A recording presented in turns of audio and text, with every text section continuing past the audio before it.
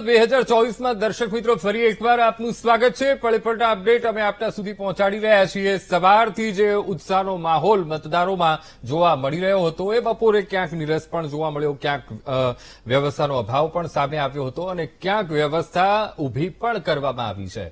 ત્યારે અહીંથી અમે પણ અપીલ કરી રહ્યા છીએ કે જેમ બને એમ મતદાન કરો કે જેથી કરીને લોકશાહી માટે આ મતદાન કરવાનું છે, કારણ કે આ મતદાન એ 5 વર્ષ માટે દેશની દશા એ નક્કી કરે છે। ત્યારે એક મહત્વના અપડેટ, અમદાવાદનું પર્યાવરણના જતનનો સંદેશ આપતું બૂથ અમદાવાદમાં તૈયાર કરવામાં આવ્યું છે। મતદાન બૂથની બહાર અને અંદર છોડ મૂકવામાં આવ્યા છે અને પર્યાવરણનો સંદેશ આપવામાં આવી રહ્યો છે।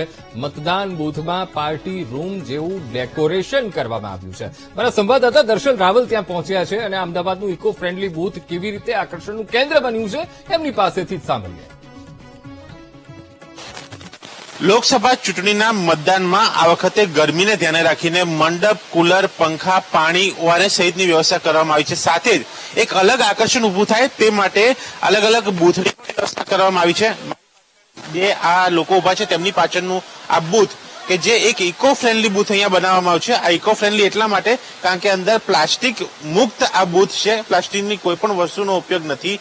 ગ્રીનરી અહીંયા રાખવામાં આવી છે, છોડવા મૂકવામાં આવ્યા છે, ગ્રીન જે વેલો જે છે તે અહીંયા લટકાવવામાં આવે છે। એક ડેકોરેશન જે પાર્ટીમાં હોય છે, બર્થડે પાર્ટી હોય અથવા તો અન્ય પાર્ટીમાં હોય છે તે પ્રકારનું ડેકોરેશન અહીંયા કરવામાં આવ્યું છે, જેના કારણે આ એક બૂથ જે છે તે લોકો માટે એક અલગ આકર્ષણનું કેન્દ્ર બની રહે તે પ્રકારની વ્યવસ્થા છે, જેના કારણે લોકો પણ આ બૂથથી આકર્ષિત થાય છે। આ સાથે યુવા કર્મચારીઓનું યુથ બૂથ, સાથે એક મોડલ આદર્શ બૂથ છે, સાથે સખી બૂથ જે મહિલાઓ કર્મચારી સંચાલિત બૂથ છે।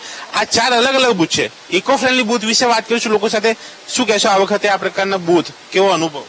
બહુ સારો અનુભવ છે, સારું વાતાવરણ ઉભું કર્યું છે અને સારી રીતે વોટિંગ થાય એની માટે વ્યવસ્થા કરેલી છે। આપ કેટલા ટાઈમથી વોટ કરો છો અને આપનો અનુભવ કેવો છે?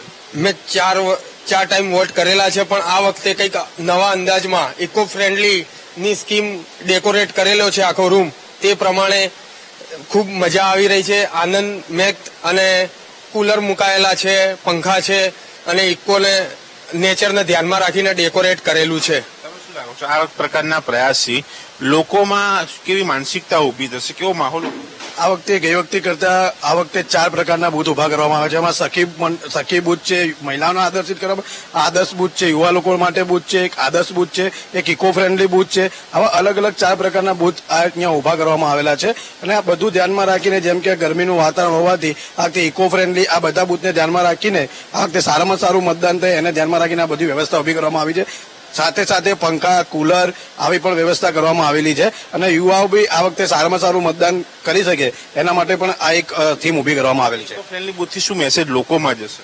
આ ઇકો ફ્રેન્ડલી બૂથથી એવો લોકો મેસેજમાં જશે કે પર્યાવરણને આમાં સારામાં સારું ધ્યાનમાં રાખીને આ બૂથ બનાવવામાં આવેલું છે અને આમાં કોઈ પણ પ્રકારની પ્લાસ્ટિકની એવી કોઈ પણ પ્રકારની વસ્તુ ઉપયોગમાં લેવામાં આવેલી છે। તો આમ કેવો લાગ્યો? કેવો અંદર ગયા પછી એવું લાગ્યું કે ગઈ વખત કરતા આ વખતે આ ઇકો ફ્રેન્ડલી બૂથથી સારામાં સારું વાતાવરણ ઉભું થાય અને પાર્ટીની અંદર આપણે જઈએ ને જ્યારે એવું પાર્ટીની અંદર જેવું આમ પ્રવેશન એવું વાતાવરણ ઉભું થઈ રહ્યું છે। આ લોકોનો મત છે, લોકોનો અનુભવ જે છે ઇકો ફ્રેન્ડલી બૂથ માટેનો અને અન્ય બૂથો માટેનો, જે લોકો માટે એક આકર્ષણનું કેન્દ્ર બન્યા છે અને પ્રથમ વખત આ પ્રકારના બૂથમાં વોટ કરીને તેઓ એક અલગ માહોલની મજા પણ માણી રહ્યા છે।